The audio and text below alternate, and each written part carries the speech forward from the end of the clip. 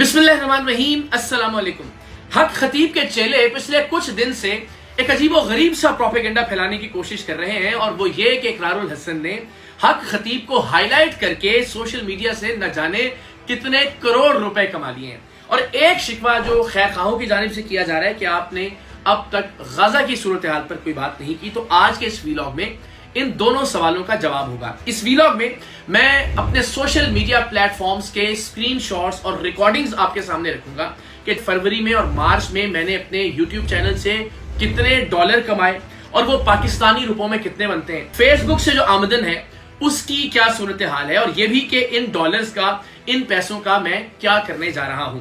तो जनाब आगाज करते हैं यूट्यूब चैनल से। मैं यूट्यूब को कभी भी अपनी कमाई का बुनियादी जरिया ना समझता हूं, ना मैंने कभी उसको बुनियादी जरिए के तौर पर इस्तेमाल किया है।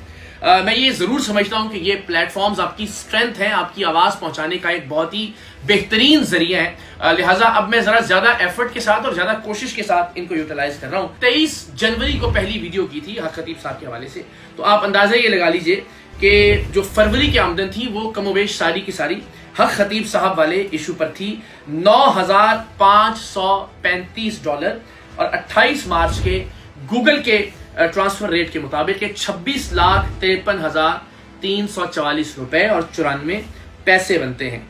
मार्च चूंकि अभी तक क्लोज नहीं हुआ, ये 30 तारीख को इसकी क्लोजिंग होती है, लेकिन जो एस्टिमेटेड 28 मार्च तक का रेवेन्यू है वो $8,600 है। आप ज्यादा से ज्यादा लगा लीजिए तो चलिए फरवरी के रेवेन्यू को यानी 9,500 को मैक्सिमम अगर ये टच कर जाता है तो भी तकरीबन 26 लाख 27 लाख ये अमाउंट बनेगी।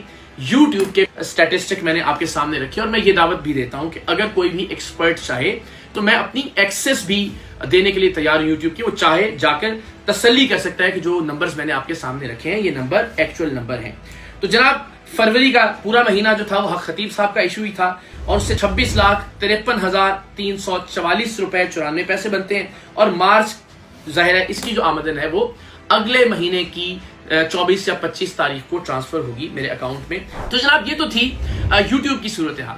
फेसबुक के हवाले से जो मोनेटाइजेशन है, पाकिस्तान में फेसबुक के जो एक्सपर्ट्स हैं वो ये बात जानते हैं कि वो एक एजेंसी के जरिए होती है और वो एजेंसी उसकी जिम्मेदार है, जिसमें से ज़ाहिर एक बड़ा ही मार्जिन उस एजेंसी को भी चला जाता है, खास परसेंटेज उस एजेंसी के लिए जाती है।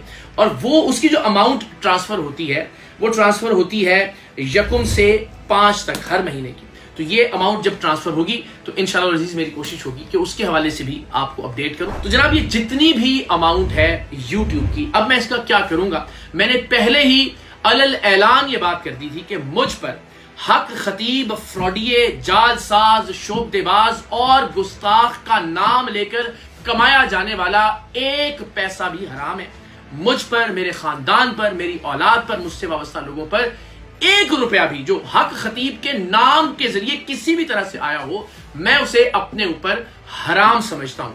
मजबूरी यह है कि हमने मोनेटाइजेशन ऑफ क्यों नहीं की। मेरे करीब जो एक्सपर्ट्स हैं फेसबुक के और सोशल मीडिया के, यूट्यूब के, उनकी ये राय थी कि शायद इससे रीच मुतासर हो सकती है, क्योंकि ये प्लेटफॉर्म्स इनका अपना भी एक हिस्सा होता है। जब मोनेटाइजेशन ऑन होती है तो शायद कंपैरेटिवली ज्यादा बूस्ट करते हैं या ज्यादा रीच बढ़ाते हैं उन वीडियोस की जो मोनेटाइज्ड होती हैं बनिस्बत उन वीडियोस के कि जो मोनेटाइज्ड नहीं होती। वल्लाहो आलम, ये मेरी राय नहीं है, ये एक्सपर्ट्स की राय है। मैं ज़ाहिर टेक्निकली बहुत ज्यादा चीजें नहीं जानता हूं, लेकिन जो आमदन यूट्यूब से हुई, मैं तमाम पाकिस्तानियों को गवाह बनाकर ये आमदन गाजा के मुतासरीन को देने का ऐलान करता हूं। और इंशाल्लाह जो मार्च में भी यानी मार्च की जो आमदन अप्रैल में ट्रांसफर होगी वो भी इंशाल्लाह गाजा के मुतासरीन को जाएगी। और उसके बाद भी हक खतीब के हवाले से बनाई गई जिस भी वीडियो पर जो भी पैसे बनेंगे, जो भी डॉलर्स बनेंगे, वो इंशाल्लाह अज़ीज़ गाजा के मुतासरीन को जाएंगे। अब लोगों का ये शिकवा और शिकायत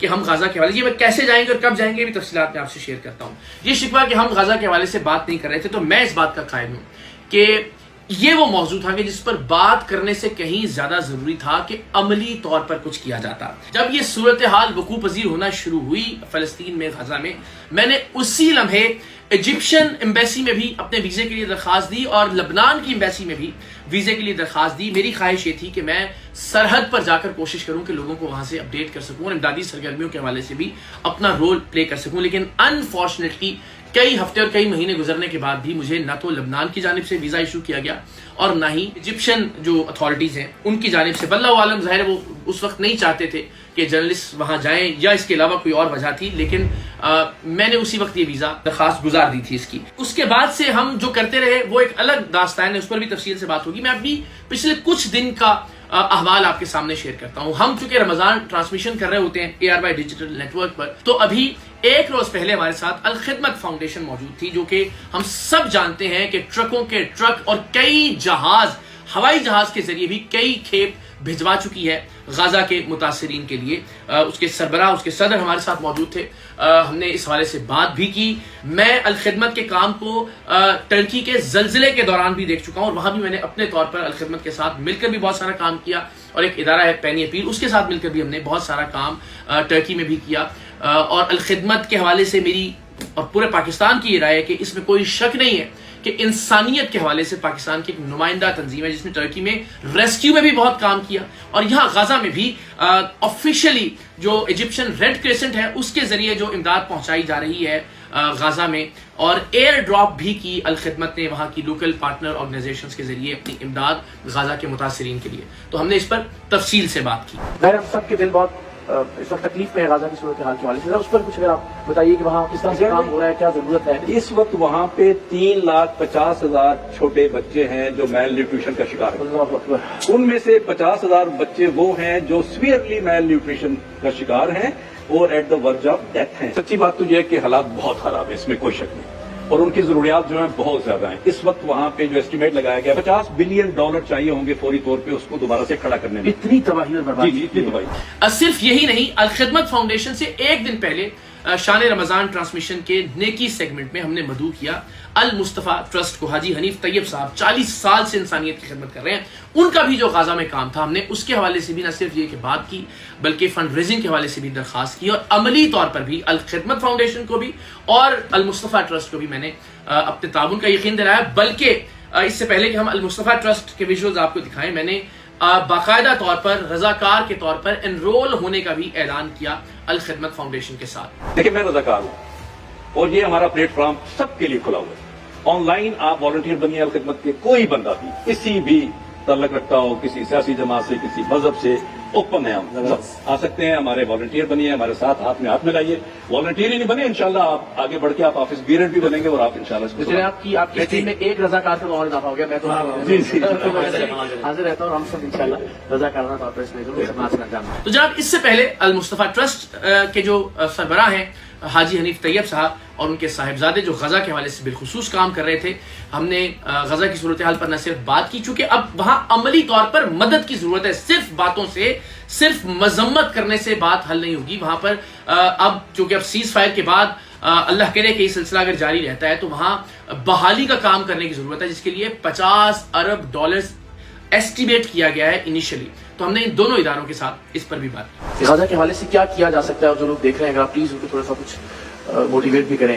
ظاہر ہے کہ جو ظلم ان پر ہوا ہے وہ بیان سے باہر. جی, ہسپتال کے ہسپتال, اسکول کے اسکول, مسجد کے مسجد, چرچ کے چرچ, یعنی کوئی بھی چیز جو ہے وہ بچی نہیں ہے, ٹوٹ گئی ہے. اس صرف صورتحال میں کہ جب وہ علاقہ جنگ زدہ ہے, امداد نہیں پہنچ پا رہی, بہت مشکل ہے امداد کا پہنچنا, ذرا اس پہ تھوڑی روشنی ڈالیے. اس کا میں تھوڑا سا بتاتا چلوں کہ یقیناً حالات تو وہاں کے پوری دنیا دیکھ رہی ہے کہ جو حالات ہیں وہاں پہ 32,000 سے زیادہ شہید ہو چکے ہیں لوگ.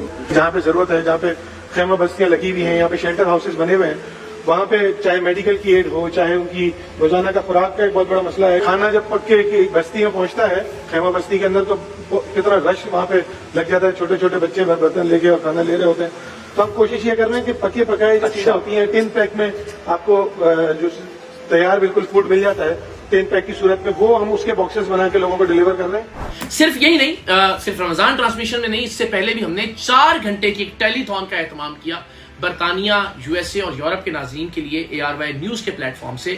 اور اس میں ہم نے پینی اپیل, جس کا ایک MOU آلریڈی سائنڈ ہے ایجپشن ریڈ کریسنٹ کے ساتھ, وہ بھی اپنی امداد ایجپشن ریڈ کریسنٹ کے ساتھ رفح کراسنگ کے ذریعے غزہ میں پہنچا رہے ہیں. ان کے لیے ہم نے 4 گھنٹے کی ایک ٹیلی تھون جو کہ یہاں تقریباً رات 1 بجے سے پاکستانی وقت کے مطابق صبح 4 بجے تک تھی، اس کا بھی ہم نے اہتمام کیا. اور ایسی بہت ساری ایفرٹس جو کہ عملی طور پر خود بھی جو کر سکتے ہیں دامے در میں سخنے وہ بھی کر رہے ہیں، لوگوں کو بھی موٹیویٹ کر رہے ہیں کہ وہ آئیں اور عملی طور پر لوگوں کی امداد وہاں بچوں کے لیے، وہاں فیملیز کے لیے، وہاں جو گھر تباہ و برباد ہو چکے ہیں وہاں صحت کے انفراسٹرکچر کے لیے، پانی کی فراہمی کے لیے، ادویات کی فراہمی کے لیے، خوراک کی فراہمی کے لیے اپنا رول عملی طور پر ادا کریں. وہ الحمدللہ ہم کر رہے ہیں اور آئندہ بھی کرتے رہیں گے. آپ سب سے دعا ہے کہ آپ میرے لیے اور وہ تمام لوگ جو اس وقت گراؤنڈ پر کام کر رہے ہیں، وہ تمام آرگنائزیشنز جو گراؤنڈ پر کام کر رہے ہیں، ان کے لیے دعا ضرور کیجیے گا. اللہ تعالیٰ آپ سب کا بھی حامی و ناصر ہو. آپ سب بھی اپنے جذبات کا یوں اظہار کرتے رہیے، آواز بلند کرتے رہیے. ہم بھی انشاءاللہ العزیز اپنے حصے کی آواز بھی بلند کریں گے